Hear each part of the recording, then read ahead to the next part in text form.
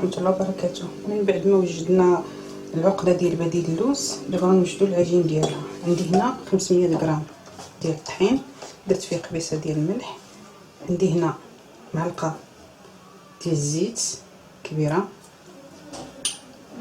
عندي هنا الروح ديال اللوز، هذا غناخذ منه معلقة كبيرة نديرو فيه كاس الماء.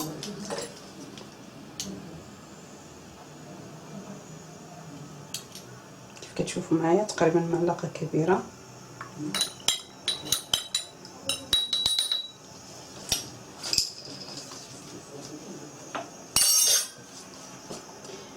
عندي هنا كاس ديال المزهر، عندي هنا 100 غرام ديال الزبدة،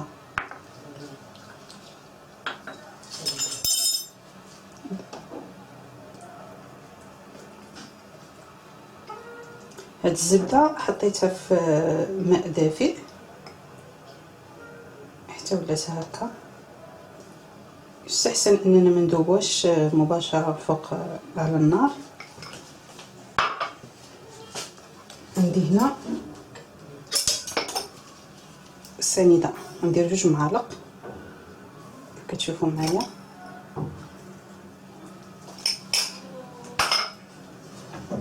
الكاس ديال المزهر اللي هنا نقرب لكم. عندي هنا الماء اللي غيخصني في العجين، الكاس نص كاس ديال الماء اللي درنا فيه الروح ديال المزهر ديال ديال اللوز. هذه هي العجين ديال العقده ديال بديل اللوز. علاش كنديروا فيها الروح؟ ملي كتكونوا تاكلوا في كيف كان انا كنفضل انني نسميه بديل اللوز، ماشي بحال كيكون لك مثلا كعب غزال باللوز او عده اشكال. كتكون تاكلوا في الحلوى كتبين ان داك المذاق ديال اللوز مجهد بزاف، باسكو هذاك راه ماشي لوز، يعني هذاك غير بديل اللوز. انا كنفضل نسميه كيف قلت بديل اللوز.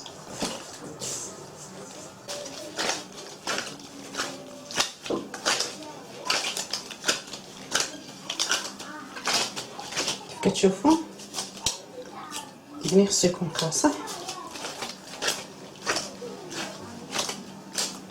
انا غنستمر هكا نقلب فيه. عبرت خديت في هاد الاصابع خديت 14 غرام جوانب. هاد الحجم الصغير كيجي مزيان، كيمشي مع البلاطوات، يعني ممكن انك تحطيه في البلاطو مع صابلي مع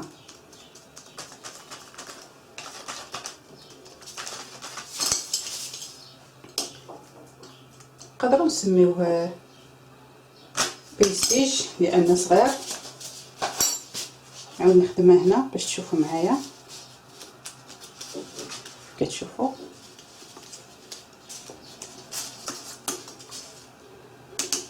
ديما كنديروا شويه طحين مره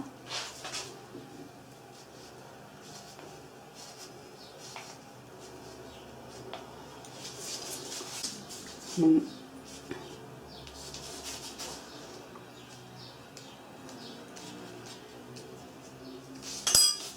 الشكل.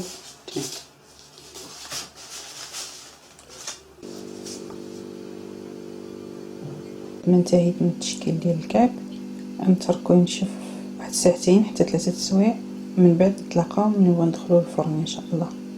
ها هي النتيجه النهائيه ديال الكعب غزال بديل اللوز كيف كتشوفوا معايا.